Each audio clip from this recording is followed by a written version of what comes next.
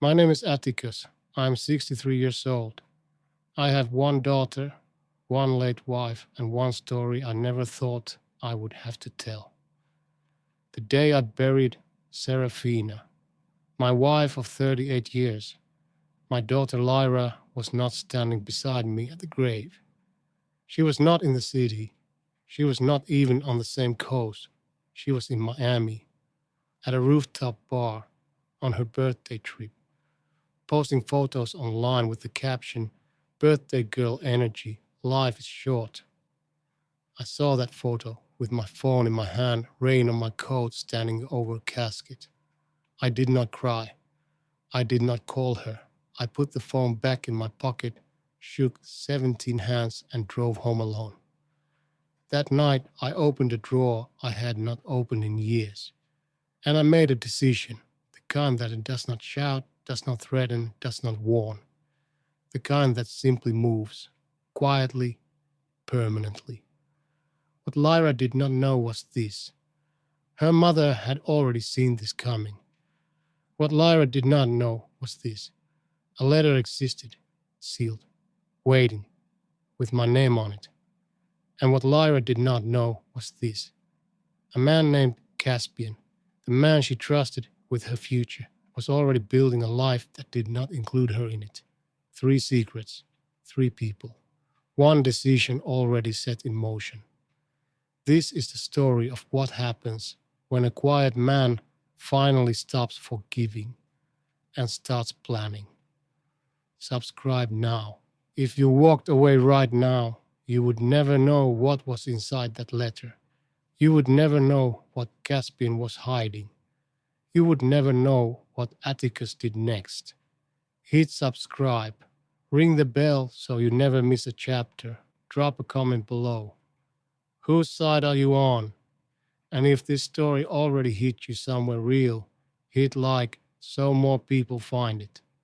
The day I stood alone at the grave, Portland, Oregon, a Tuesday in November, it rained the day we buried Seraphina. Not the dramatic, cinematic kind of rain people write about. Just a cold, gray drizzle that made everything look slightly out of focus, like the world itself had lost interest in the proceedings. There were 17 people at the graveside. I counted them because I needed something to do with my eyes that was not looking at the casket. 17 people, neighbors, a few old colleagues, 2 women from Seraphina's book club who brought an umbrella between them and kept bumping elbows. 17 people who showed up on a Tuesday morning for a woman who had spent 38 years quietly holding my world together. Lyra was not one of them. My daughter was 34 years old and she was not there. 3 days before the funeral, she had called me from the departure terminal at JFK. I could hear the gate announcements in the background, the shuffle of a crowd. She spoke quickly, the way people speak when they want the conversation to end before it becomes a scene. "Dad, I already paid for everything. The flights, the hotel, all of it. Non-refundable. And you know how Mom was. She always said life had to go on, that people shouldn't stop living just because." I did not let her finish that sentence. "Your mother is being buried on Saturday, Lyra. I'll come see you after, I promise. I'll light a candle at home. Do something small and meaningful. Don't." That was the last word I said to her before the funeral. One word. Don't. I hung up. I sat in the kitchen where Seraphina's reading glasses were still on the counter and her half-finished crossword was still folded on the table and her handwriting was still on a grocery list pinned to the fridge. Oat milk, lemons, the good olive oil. She had written that list 6 days before she died. I stood at the graveside on Saturday and I listened to the priest mispronounce Seraphina's name twice. I watched the book club women cry and I shook 17 hands and I said, "Thank you for coming." So many times The phrase stopped meaning anything. And when I got back to the car, when I finally had a moment alone, I took up my phone. Lyra had posted 3 photos. The first, a rooftop pool at golden hour. The second, a group shot, everyone laughing, birthday balloons in the background. The third, a close-up of a cocktail, condensation on the glass, a caption that read, "Birthday girl energy. Life is short. Cheers to living it." The timestamp on the first photo was 11:47 in the morning. The funeral had started at 11. I sat in the car for a long time. I did not feel what I expected to feel. I thought I would feel anger. I thought I would feel grief compounded by betrayal, some explosive combination of the two. Instead, I felt something very still and very cold, the way a room goes quiet, right before someone says something that cannot be taken back. I drove home. I made tea I did not drink. I sat in my study, the one room in the house that had always been mine, that Lyra had always walked past without stopping. And I opened the bottom drawer of my mahogany desk. Inside was a folder. Saraphina's estate documents. Our shared will. Things I had signed years ago and not thought about since, because we were healthy and life was ordinary, and you do not think about wills when life is ordinary. I read every page. Then I picked up my phone and called the one person I trusted more than anyone left alive. His name was Finn. We had been friends for 40 years. He was semi-retired, the kind of attorney who still hand-wrote his notes and had, over 4 decades, seen the full range of what money and grief and family could do to each other. He answered on the second ring. I did not say much. 4 words. "I want to talk."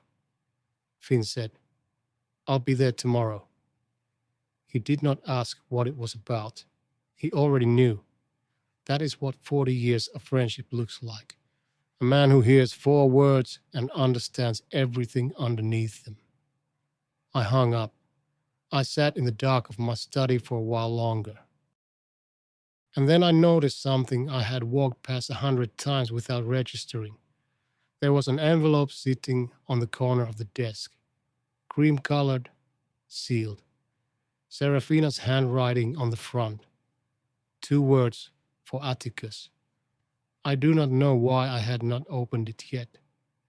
I think, on some level, I knew that whatever was inside it would change the shape of everything that came after. And I was not ready. Not that night. I turned off the lamp. I went to bed. I stared at the ceiling until somewhere around 3 in the morning, and then I slept the flat, dreamless sleep of a man who has run out of feelings for the day. The envelope sat on the desk through the night, waiting. Some things cannot be rushed. Finn arrived at 9 in the morning with a yellow legal pad and the quiet, unhurried manner of a man who had been in difficult rooms before and knew there was no use rushing them. He sat across from me at the kitchen table. I poured the coffee. We did not speak for a moment, and that was fine. 40 years of friendship earns you the right to sit in silence without it feeling like something is wrong. I slid the envelope across the table. Cream-colored, still sealed. Seraphina's handwriting. "For Atticus," Finn read. He looked up at me. "You haven't opened it." "Not yet," I said. "Do you want to do that alone?" I thought about it for a moment.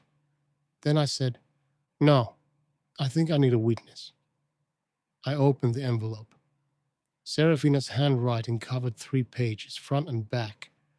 I had seen that handwriting on grocery lists and birthday cards and the margins of library books for 38 years.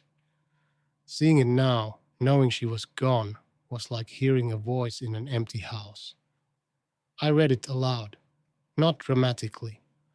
The way you read something important when you want to understand it rather than perform it.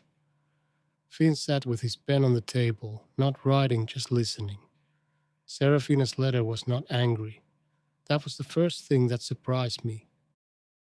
I had braced for grief, for accusation, for the kind of confession that arrives too late to change anything. Instead, it was calm, precise. The letter of a woman who had thought through everything she wanted to say and had said exactly that. Nothing more, nothing less. She wrote about Lyra. She described a conversation that had happened 6 months before her diagnosis. A conversation Lyra had apparently forgotten or chosen not to remember. Lyra had come to visit on a Sunday afternoon and had, in the middle of an otherwise ordinary lunch, asked with remarkable casualness when Seraphina and I were planning to downsize. The house, she said, was large for 2 people. The neighborhood had appreciated significantly. It seemed, Lyra suggested, a little wasteful to be sitting on that kind of equity at our age. Seraphina wrote, she was not asking about our comfort, Atticus. She was not asking whether we were happy there, or whether the garden was too much work, or whether the stairs bothered your knee. She was doing arithmetic. I watched her eyes while she talked, and I understood something I had been refusing to understand for a long time. She was not thinking about us. She was thinking about what eventually comes after us. I stopped reading for a moment. Finn did not move. I kept going. Seraphina wrote, I love her completely. I want you to know that, because everything else I'm about to say lives inside that love, not outside it. But loving someone completely does not mean pretending you cannot see them clearly. I see Lyra clearly, Atticus. I need you to see her too. Not to punish her, not to cut her off and call it justice, but to stop making it easy for her to stay exactly as she is. Comfort, I have learned, is not always kindness. I set the letter down on the table. The kitchen was very quiet. Outside, a neighbor's dog was barking at something. The refrigerator hummed. Seraphina's grocery list was still on the fridge. Oat milk, lemons, the good olive oil, and for just a moment, the distance between that ordinary list and this extraordinary letter felt unbearable. Then it passed. The coldness returned. The still, clear, purposeful coldness I had first felt sitting in my car in the cemetery parking lot. I looked at Finn. How do I do this cleanly? He understood exactly what I meant. He nodded slowly. I have someone I want you to meet. Her name is Anya. She's a financial advisor, but when the situation calls for it, she works as a forensic accountant. She has spent 30 years untangling the quiet agreements people make with each other's money.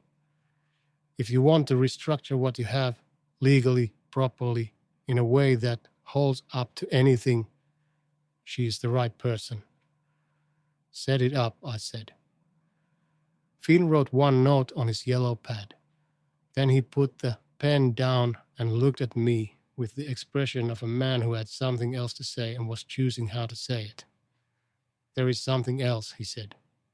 Tell me. Caspian came to me, Finn said, about 2 months ago. Asked me for a referral, an estate attorney. Not for him and Lyra, not for the 2 of them together, for a private matter, a trust structure for another party entirely. I went very still. Say that again, I said. Finn repeated it, every word. The same words, the same steady delivery, no drama in it at all. Just information being transferred between 2 men who understood the weight of it. I sat with it. The kitchen was still quiet. The dog had stopped barking. The refrigerator still hummed. Caspian was 38 years old. He worked in private equity. Lyra had been with him for 2 years. She talked about marrying him the way you talk about something you have already decided. Not a question, a statement. The engagement had been announced at Christmas, and Caspian had gone to my attorney, the man who had handled every significant document in my family's life for 4 decades, to quietly set up a financial structure for someone else, someone other than Lyra. I looked at the letter on the table, then at Finn, then at the grocery list on the fridge. Saraphina knew about Caspian? I asked. Finn hesitated, just a fraction of a second.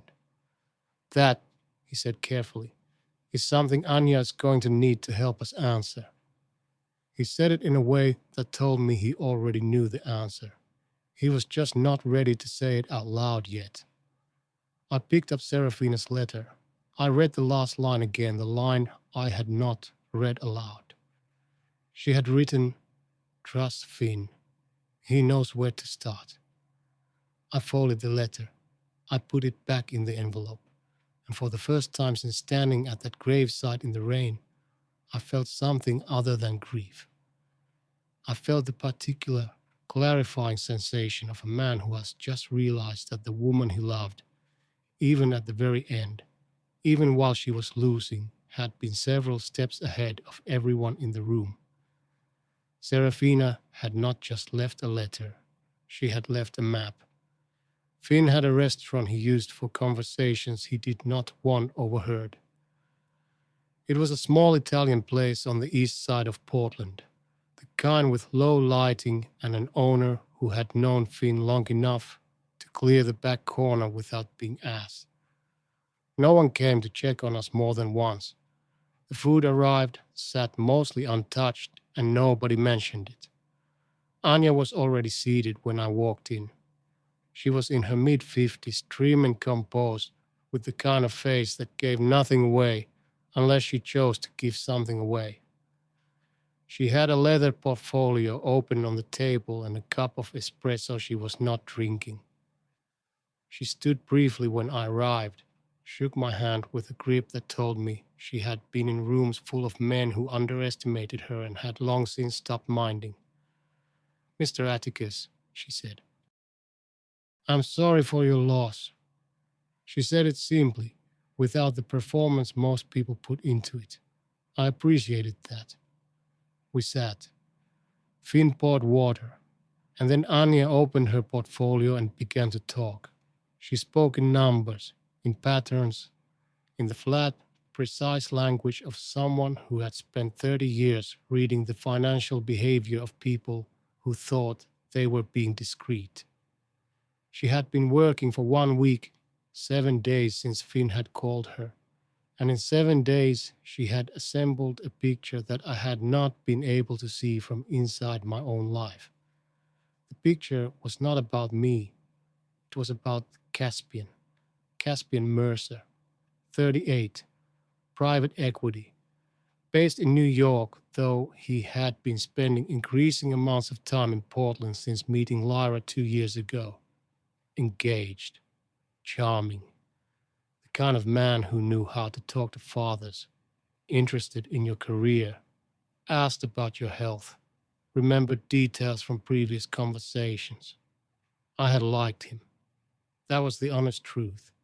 I had liked him, and I am not a man who likes people easily. Anya laid it out without editorializing. Caspian had a second residence, a condo in Charleston, South Carolina. That had not come up in any conversation with Lyra, as far as Anya could establish. He had investment accounts structured through a private vehicle that listed a beneficiary who was not Lyra. He had, 2 years ago, the same month he met my daughter, quietly begun increasing his liquid holdings, converting assets in a pattern that suggested someone building toward a clean exit rather than a shared life. And then there were the emails. Anya slid a printed sheet across the table. I looked at it. Then I looked at Finn. "These are from Seraphina's account," I said. "She forwarded them to me," Finn said, 10 months ago, with one instruction: hold these until Atticus is ready." I sat with that for a moment. Caspian had contacted Seraphina directly, not through Lyra, directly. 6 separate messages over 4 months, friendly and warm and full of gentle questions. He called her Saraphina in the first email and Sarah by the third, as though they were already family. He asked about the house, whether we had considered the equity, whether we had estate planning in place, whether we had thought about a trust structure for Lyra's long-term security. He framed all of it as concern, attentiveness, the due diligence of a man preparing to join a family. Seraphina had answered 3 of the emails politely and briefly. Then she had stopped answering. Then she had forwarded everything to Finn. She had never told me. I understood why. She had wanted me to see it when I was ready to act on it, not when I was happy and comfortable and likely to explain it away. He was using Lyra, I said. It was not a question. He was positioning himself, Anya said carefully. He wanted proximity to the estate. Whether he intended to stay once he had established that proximity is a different matter. But the financial architecture he has been building does not look like a man planning a long marriage. The table was quiet for a moment. Then Finn said something I had not expected. He said, Atticus, before we talk about what you do with this, I need to ask you something. Are you doing this to protect yourself or to hurt Lyra? I looked at him across the table. Good question. The right question. The kind only a 40-year friend earns the right to ask. Both, I said honestly, but not equally. Mostly the first.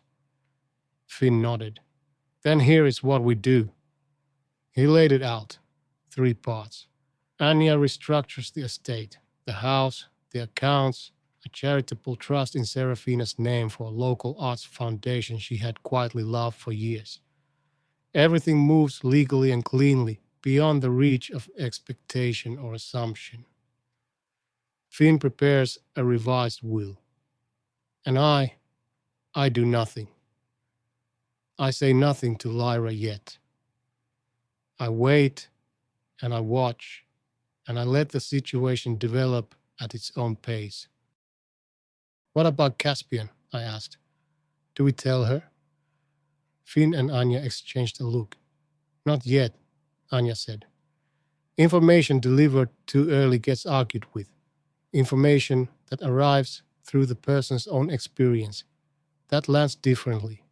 That sticks. I understood what she meant. I had spent enough years watching people refuse to hear things they were not ready to hear. I thought about Lyra. I thought about Seraphina's letter. I thought about the grocery list on the fridge and the sealed envelope and the 17 people who stood in the rain for a woman my daughter had not come home for. All right, I said. We move. Did you feel the ground shift under this story? Seraphina didn't just leave a letter. She left evidence, a lawyer, and a forensic accountant. She built this from the inside out. Subscribe now, hit the bell, and drop a comment below. Did you see the Caspian twist coming? Because next chapter is where Lyra finally comes home, and nothing goes the way anyone expects. She came on a Wednesday, 14 days after the funeral, 9 days after my meeting with Finn and Anya. I had not called her. She had texted twice. Short, careful messages that read like someone composing a rope bridge 1 plank at a time, testing each word before they put their weight on it. I had replied both times with a single sentence, enough to confirm I was alive. Nothing more.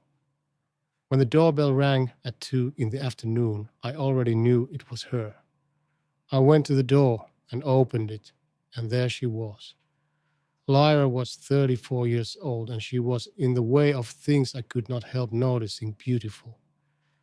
She had her mother's cheekbones and her mother's posture, and the particular composed expression she wore when she was uncertain, but did not want to look it. She had brought white lilies, a big bouquet, the expensive kind, wrapped in craft paper. She held them out toward me, the way you offer something when you're not sure it is enough, but you have brought it anyway. I stepped back from the door. She came inside. She put the lilies on the kitchen counter without asking where I might want them. I noticed that. She looked around the kitchen, at the counter, at the table, at the fridge, and I watched something cross her face when she saw the grocery list was still there. It was the first real thing I had seen from her. A flinch. Small, fast, genuinely felt. I made tea. I did not ask if she wanted any. I made 2 cups and set them on the table and sat down and looked at my daughter across the surface where her mother had eaten breakfast every morning for 22 years. She sat. "I'm sorry I wasn't there," she said. She said it to the table first, then looked up at me. I know how it looked. I know there is nothing I can say to make that. I know it looked terrible, Dad. "You looked good in the photos," I said. The sentence landed exactly as I meant it to, not as cruelty, as a fact that required acknowledgement before anything else could happen. She went very still. "I was going to say something before I left, but I thought you needed space. And I thought, maybe after a few days, Lyra." I said her name quietly, just her name. She stopped. We sat with the silence for a moment. Outside, the neighbor's dog was barking again. It had been barking at something every afternoon that week, and I had started to feel a strange kinship with it. Then she cried. Not the performative kind. Not the kind that comes with apologies already attached. It was the hard, ugly kind. The kind that arrives after 2 weeks of outrunning something that finally catches you in a kitchen. She bent forward over the table and she cried in a way that reminded me painfully of the way she had cried at 10 years old when she broke Saraphina's favorite mug and was more devastated by the look on her mother's face than by any punishment. I watched her. I did not reach across the table, not yet. I let her get there. She talked, she explained, and then explained again, and then dropped the explanation and just said the thing underneath it. She had been afraid. Afraid of hospitals in the last weeks, afraid of grief, afraid of standing at a graveside and understanding what it meant. So she had run. She had turned 34 in Miami with cocktails and music, and people who did not know her mother had just died. And she had told herself it was what Seraphina would have wanted. And she had almost believed it. "Did you?" I asked. "Almost believe it?" She looked at me. "By Sunday morning, I didn't believe it at all." I nodded. "Your mother loved you completely," I said. "I'm not saying that to make you feel better. I'm saying it so you understand the size of what you walked away from, not just in that room. Otherwise, too." She frowned. "What does otherwise mean?" I stood up, rinsed my cup at the sink, looked out the window at the back garden, at Seraphina's rose bushes that I had already decided to keep exactly as they were for at least one more season. "It means there are things you're going to find out soon," I said. "And I want you to remember, when you find them out, that I gave you the chance to sit in this kitchen first, that I did not come at you, that this conversation happened." "Dad, you're scaring me." "Good," I said. Not unkindly, just honestly. "You should be paying attention." She stood. She looked at me with an expression I could not entirely read. Part fear, part something older, some buried register of the daughter who used to watch me from the hallway when she thought I didn't know she was there. At the door, I stopped her. Does Caspian ever talk about the future? I said. Specifically, in numbers. She turned. What kind of question is that? Just a question. She left. I watched her walk to her car from the front window. Before she reached the driver's door, she had her phone out. Before she had driven to the end of the street, she was talking to Caspian. I had planted one small question, the smallest possible thing, and it was already moving. The thread had been pulled. I want to tell you something about the way quiet people move through the world. We do not announce ourselves. We do not make declarations. We do not stand in doorways and deliver ultimatums. What we do, what I have always done, what Saraphina loved about me and occasionally found maddening, is wait. We wait until the right moment, and then we place one small thing in the right location. And then we step back and let reality do the work we could never do ourselves. I placed one question in my daughter's path on a Wednesday afternoon. By Thursday morning, Lyra was looking at her fiancé differently. I did not know this in real time. I learned it later in pieces, the way you assemble a picture from accounts that arrive out of sequence. But this is what happened. This is what that one question set in motion. Lyra went home to their apartment in the Pearl District, and she sat across the dinner table from Caspian and she watched him. Not suspiciously, not accusatorially. She just watched. She had spent 2 years with this man, and she realized somewhere between the appetizers and the main course that she had never really studied him. She had loved him the way comfortable people love things, without inspection. She started asking small questions, casual ones, the kind that could be explained away as curiosity. Caspian deflected. He was good at deflecting. He had the private equity professional's gift for redirecting a conversation without appearing to redirect it. A question answered with a question. A subject changed through enthusiasm about something adjacent. Lyra had seen this quality in him before and had always interpreted it as confidence. That Thursday night, for the first time, she interpreted it as practice. She called Finn the next morning. She did not know exactly why. She knew Finn was my attorney, that he had handled my family's affairs for decades, that my father had trusted him before me. She called him the way you reach for something familiar when the ground under you feels uncertain. Finn met her for coffee. He was warm.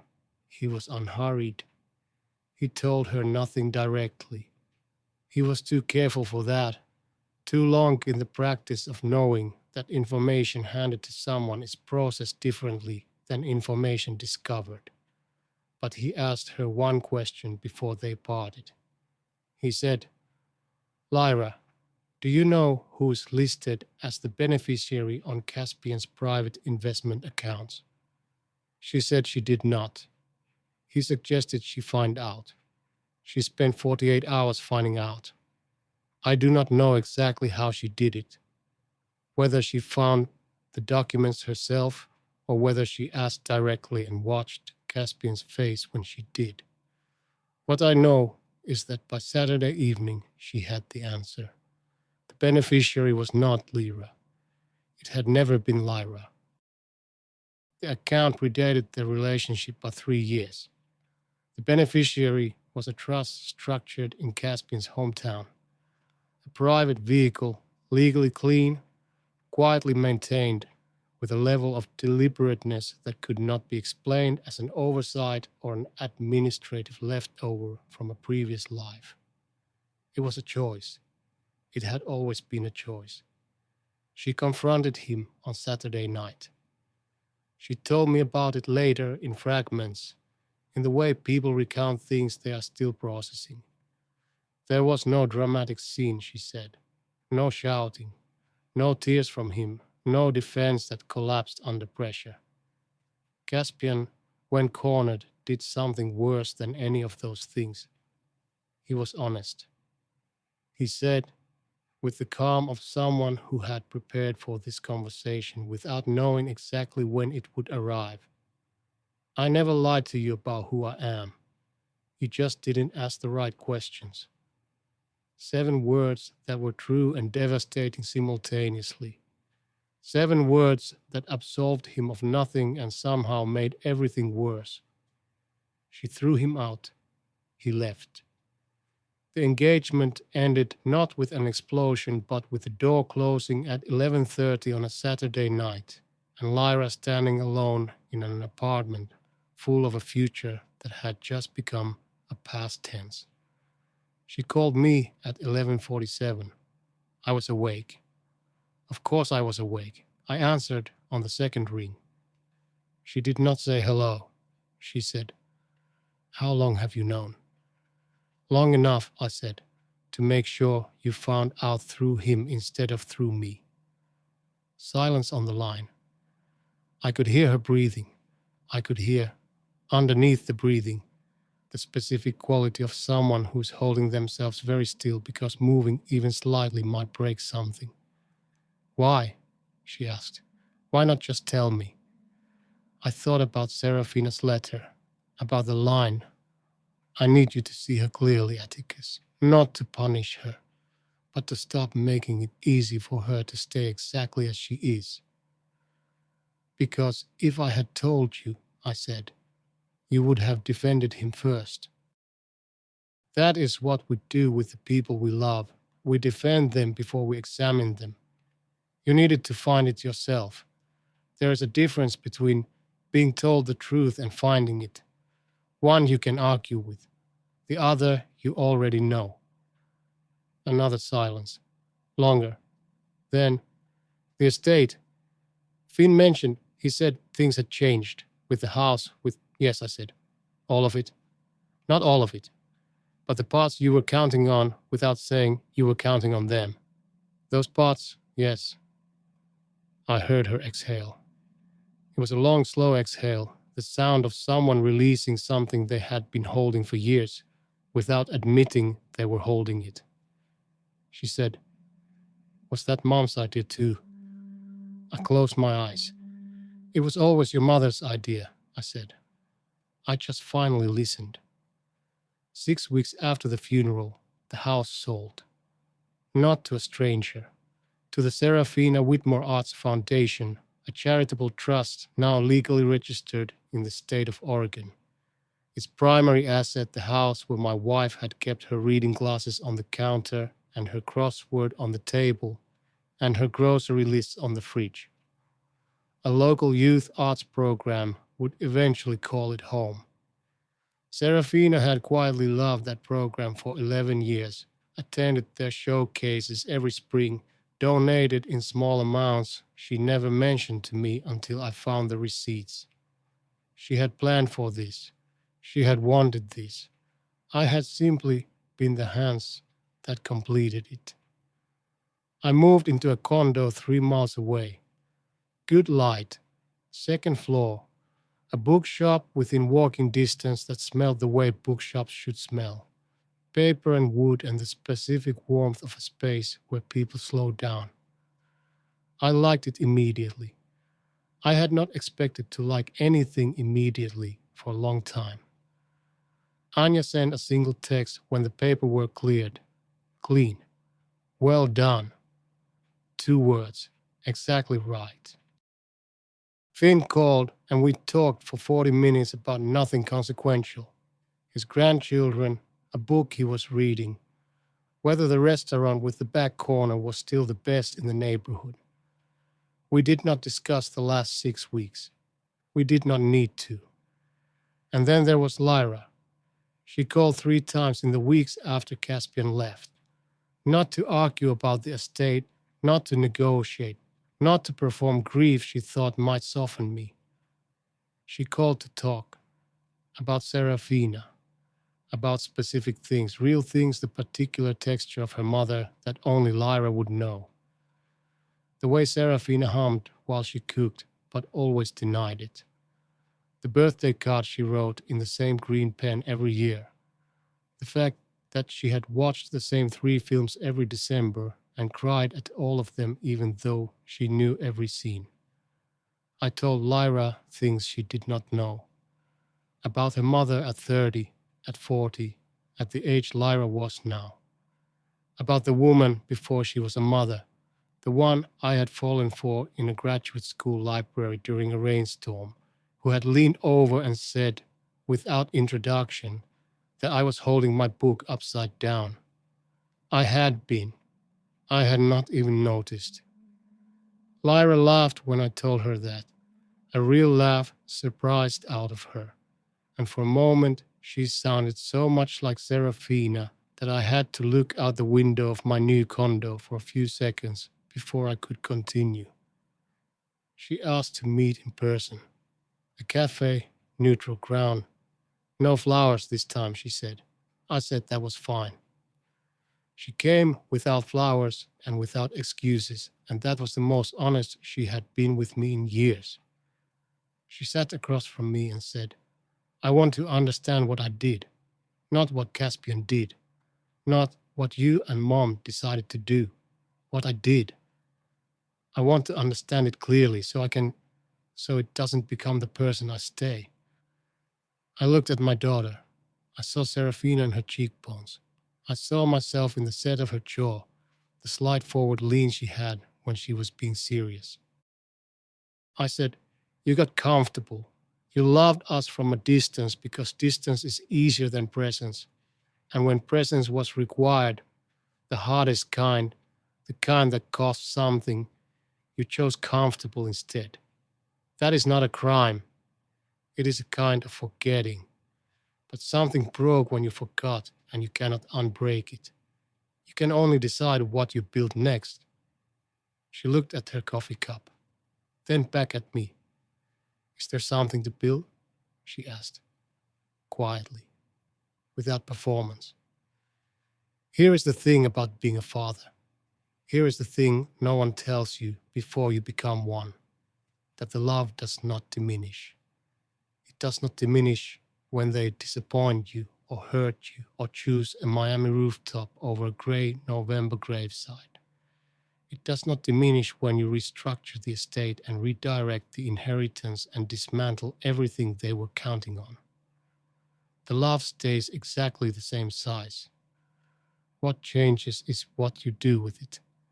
Yes, I said, but slowly and differently than before. She nodded. That was enough for now. That was exactly enough. We stayed at that cafe for 2 hours. We ordered more coffee. We talked about Saraphina until the afternoon light in the window shifted to evening and the place began to fill with the after-work crowd. When she left, she texted me from the parking lot. Same time next week. I replied, yes.